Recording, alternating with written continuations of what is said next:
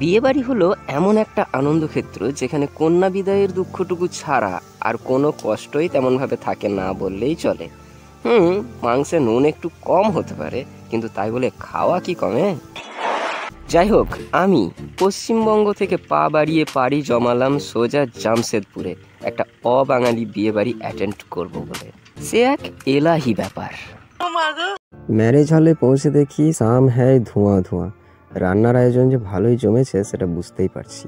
আমরা হলাম গিয়ে অ্যাডভান্স মানুষ, তাই সবার আগে আমরাই হাজির। যাই হোক, ইন্টেরিয়রটা দেখার মতোই বটে।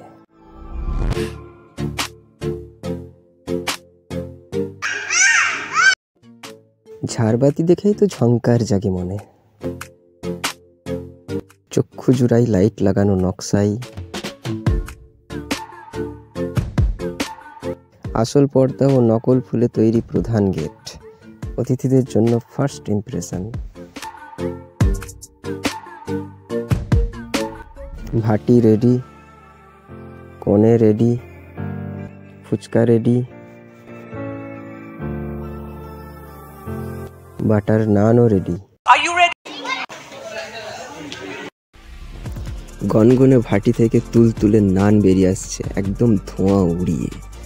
তারপর সেটিতে বাটার বুলিয়ে কেটে রাখা হচ্ছে 2 পিস করে। শুধু মেয়েরা কেন, ছেলেরাও ফুচকা ফুরিয়ে দিতে পারে। তো ওদিকে যা চলছে চলুক, মেন কোর্সটাই মেন। বৈচিত্র্যের মধ্যে ঐক্য, এরকম একখানা প্লেট সাজিয়ে নিলাম।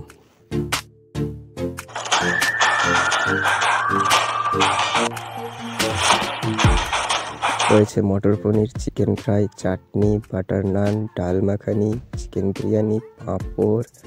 এ এক অদ্ভুত অথচ অনবদ্য কম্বিনেশন। বাটার নানের সাথে মটর পনির দিয়ে শুরু হোক ফার্স্ট বাইট।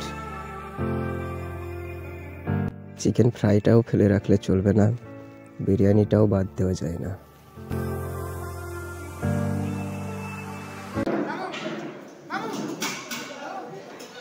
আর এই হচ্ছি আমরা, the gang out the first batch.